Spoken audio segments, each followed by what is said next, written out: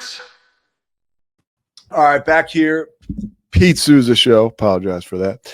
Some an update to hit you with, kind of fresh off the news wire here for Cowboys fans. This is bad news. Even me as an Eagles fan, this sucks because I love seeing this guy play. Demarion Overshone apparently, or not apparently, did tear his ACL, MCL, and PCL in his right knee against the Bengals last night. He'll have surgery later this week. This is according to Todd Archer and ESPN. And that sucks. This is a guy who missed his entire rookie season because of a knee injury.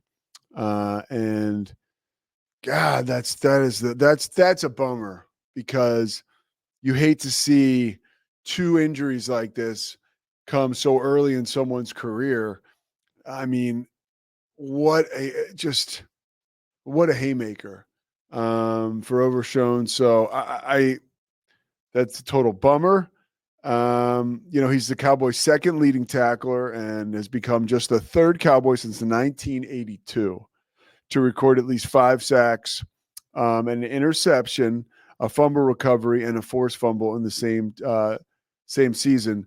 DeMarcus Ware and Greg Ellis, the only other two to do that. Ellis in 99, DeMarcus Ware in 2006. See if I can glean anything else off of this. Not really.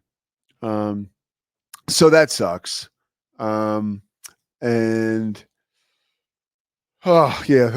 the best for him. You're right. I mean, the Cowboys lose, but that's way worse because a second injury of that magnitude, you hate to see it affect a player's longevity in the NFL, especially someone with gifts like he has. And so that sucks. I told you guys earlier this year, I'm not like an NFL scout. I do some football analysis and certain things, but I don't pretend to be, the next Gil Brandt. But going to the Cowboys game against the Eagles earlier this year, I was like, there's one dude I want to watch, like on the field when the play's away. I just want to watch this guy all game, and it was Overshone. And it was, boy, did I have the right idea because he is amazing to watch. And even last night, I had the game on, but was kind of just listening to it. And every time I heard something go off, it was like, or I heard his name all the time. So that's a bummer. Number one prospect in high school basketball and projected to be the number one pick of the 2026 NBA draft. I cannot say AJ's last name, so I'm not even going to try. All right, I'll try. AJ Dibansta. And I got to know it by tomorrow morning because we're going to be talking about it on Inside the 12, the Big 12 show.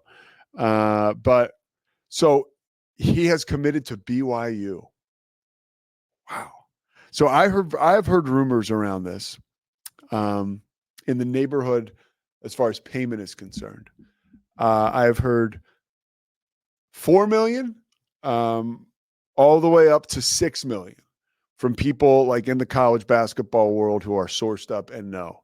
So NIL groups and collectives gathering together $6 million for this young man. It is the early signing period. He didn't want to make his decision public until this morning. He announced it on First Take, which is like First Takes, man, they got it going on. So he's excited to play for BYU. BYU is a sleeping giant, and here's why. Because it's the same reason there is so much money there out in BYU. It is not just a school, not just a city. It is a country of because they're all over the place. BYU grads, LDS members with deep pockets. And if you look at BYU, for me, like somebody who's been around college and why this makes sense that they would have been able to drum up all this money. If you go to BYU, right, like all of these, not all of them, but a new movement now in college broadcasting, which has been the brainchild of ESPN, which is a great idea, is building out control rooms in all of these schools.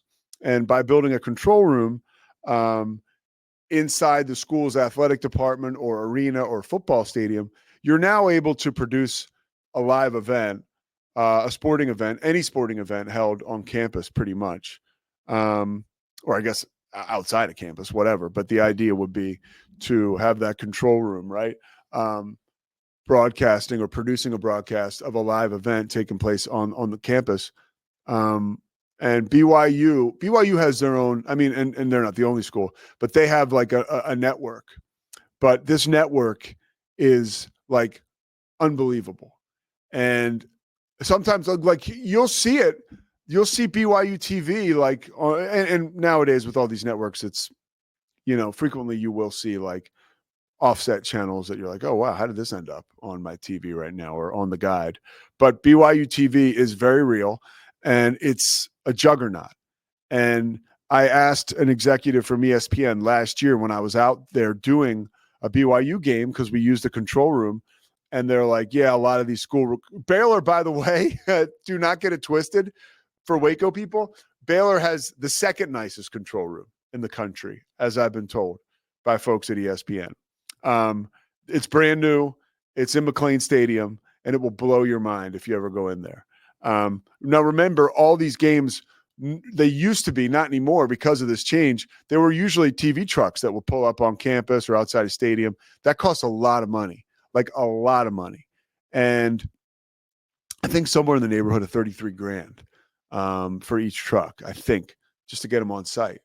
And so BYU has their own station, like I said, their own network, and it's like the best. And I remember asking this executive, like, how do they have so much money? How are they able to do this? And he talked about BYU, the Church of Latter-day Saints, the support behind the school, and ultimately the finances behind the school that are unlike any in the country, pretty much. So when you see that this young man has decided to go to BYU, and when you hear a number like $6 million, like, don't let it knock you over to the point where, oh, I don't believe it. Another thing too, you go out to BYU, man, it's unbelievable out there. It's beautiful. Provo's beautiful. Everybody's cool. Everybody's nice. And in my experience, like it's a nice place to go to college. Now, this young man, AJ, whose name I promise I will learn, that there is a connection there to Utah. He went to prep school at Utah Prep over the summer. So he knows that area. He was born in Massachusetts. And we see it now. He went from prep school to prep school. Was at Prolific Prep in California, and then he moved to Utah Prep in Utah. And be really interesting to see how this stuff shakes out. I hate to use this like awful comparison, but like an early commit is like when somebody rings the cancer bell, like that I'm free of cancer. Like I don't buy either of them, and maybe it's like the pessimist in me. Like, okay, well, let's see what happens when he signs on the dotted line. Like a lot can change. The same reason, and it's because of personal stuff, because my own stuff with my family and my brother. But like, oh, I'm cancer free. It's like, yeah, it's not always the case. Actually, just recently, the thing to end on a somber note, I saw just a little while ago, Ryan Sandberg, another one of my favorite players growing up, playing second base for the Cubs.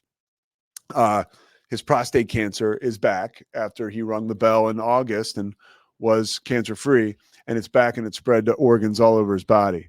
So thinking about him and his family, that news sucks because, and to go further on the cancer thing, it's V week with ESPN, and everybody, like, it is frightening that when you start to really talk about cancer, as now somehow we got down the rabbit hole on cancer, but as you talk about cancer, everyone has been affected by it. I mean, like everyone up to a certain age, right? Like has been affected by it, and it's just the worst. So how about that? Donate. And if you don't donate to the V Foundation, v.org, then go ahead and donate somewhere else to cancer research, and go ahead, see if you can take a bite out of that monster, because we've come a long way, right? With like the testing and a lot of the medical stuff we can do, but we can always do more. So donating to the V Foundation is a great way to start. As much as it sucks and as much as it's a bummer to talk about it, I think it's important that the conversation is being had so people can do what they need to do, right? And do what you have the opportunity to do, which has helped. I actually thought about donating last night, but of course I didn't do it. Now I'm going to do it. How about all the times we think about doing nice stuff? Do we do it? I'm going to try to do it. All right, that's all for the Pete Souza Show today. We will be back and better than ever tomorrow. We'll be on the heels of a Baylor basketball game. They played Norfolk State. I think they set all kinds of records last night, beating up on Abilene Christian. Yeah, we'll keep rolling tomorrow. But thank you so much for joining us today. Thanks to Slovacics, Ali Cablabar, Zach Burke, and everybody else. We'll see you on the flip side. It's the Pete Souza Show. Sports.